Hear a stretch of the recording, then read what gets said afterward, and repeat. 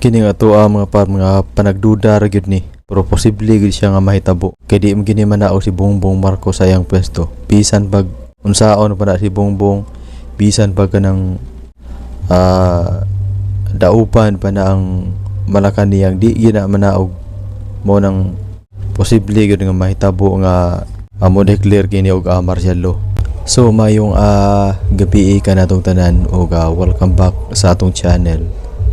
Og daghan kay salamat mga para sa inyong pagsuporta. Og sa ako ang mga viewers nga wala pa naka-subscribe. Palihog ko og subscribe nga kay para ma-update mo sa itong mga i-upload nga mga video reaction. So karon mga para sa mga kadaghanan sa mga nagrally ganiha. Ang singgit sa katawhan, ang reklamo sa mga katawhan nga si Bongbong Marcos paresigno na sa iyang pwesto, pakanaugon sa iyang pwesto kay tungod sa iyang administrasyon nga wala og tuo ang korupsyon o nang harap-harapan kayo nga pagpangawat sa mga opisyal sa gobyerno ug tinguha sa taong bayan nga paresignon si Bongbong pakanaugon sa kanyang pwesto. Dili ni posible mga nga mahitabo nga i-break niya ang record sa iyang amahan nga si Marcos Sr. nga mo declare siya og martial law. Ni-declare siya og martial law sa Pilipinas og na extend ang iyahang paglingkod kay walay eleksyon nga nahitabo.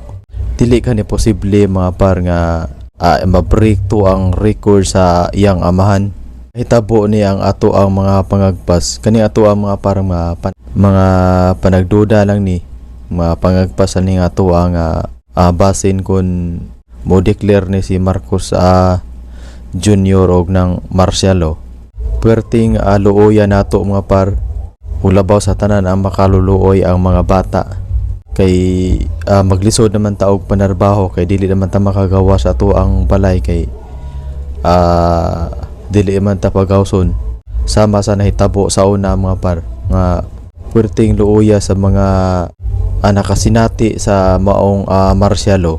Kaya itong panahon mga pag-declare ni Marcos og martial law walay nang hinabang gipanghatag nya kutob sa manggawa sa una kay bastrokon man to sa mga ng mga military kay dili lagi pagawson ang mga tao sa una sa panahon sa martial law.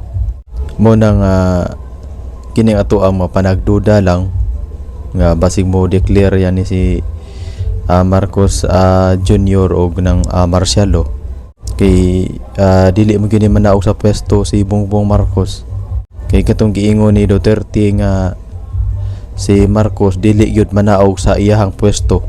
So posible nga amo declare ni martial law nya i-declare og martial law ni Bongbong Marcos.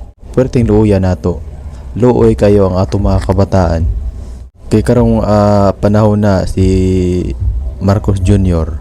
na pressure na og maayo si Marcos Jr. karon mga panahon na mga kay tungod sa nang libuan ka mga tao nga nagrally og nisinggit kini nga paresignon pakanaugon sa iyahang pwesto kaysa tinuduan na ilang mga ang pinakabastos nga administrasyon ang administrasyong Marcos maoy pinakabastos o pinakadaghan nga kawatan sa opisyal sa gobyerno kay harap-harapan kayo ang pagpangawat sa mga opisyal sa gobyerno ug wala og tuo ang pagpanikas ug ang ilahagi pang kawatan ang mga yanong mga tao nga nagbayad og buhis pero hati-hati lang sa mga buaya nga naa sa opisyal sa gobyerno.